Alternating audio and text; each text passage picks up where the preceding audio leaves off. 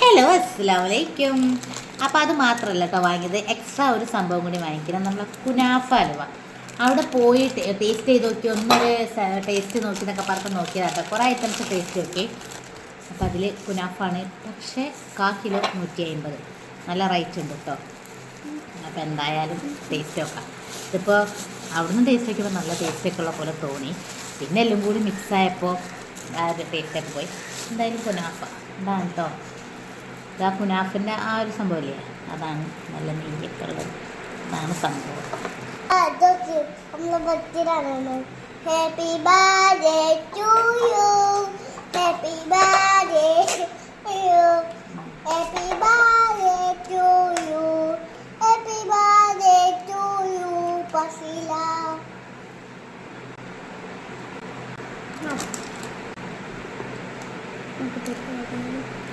അലുവൻ്റെ ഒരു സ്ട്രക്ചറില്ല. എന്താ പറയാം, നമ്മളൊരു ശർക്കര മിഠായൊക്കെ ഇല്ലേ, തേങ്ങയും ശർക്കരയും കൂടിയൊക്കെ ആക്കിയിട്ട് പീടികയിലൊക്കെ 5 രൂപക്കൊക്കെ വിൽക്കാൻ കിട്ടും, ഹോട്ടലിലൊക്കെ ഉണ്ടാവും. ആ ഒരു ടേസ്റ്റാണ്. ഹലുവ എന്ന് പറയില്ല, അതൊരു നല്ല ടേസ്റ്റ് ഉണ്ട്. അപ്പോൾ ഈ 2 സാധനത്തിൽ ഇതാണ് കേട്ടോ അടിപൊളി. മറ്റേത് വലിയ ടേസ്റ്റ് ഇല്ല, അതാ സംഭവം. ഇത് നല്ല ടേസ്റ്റ് ഉണ്ട്. പക്ഷെ ഹലുവ എന്ന് പറയില്ല. പക്ഷെ പൊതുവെ ഹലുവ എനിക്ക് ഇഷ്ടമില്ല. പക്ഷെ ഇത് നല്ല ടേസ്റ്റ് ഉണ്ട്.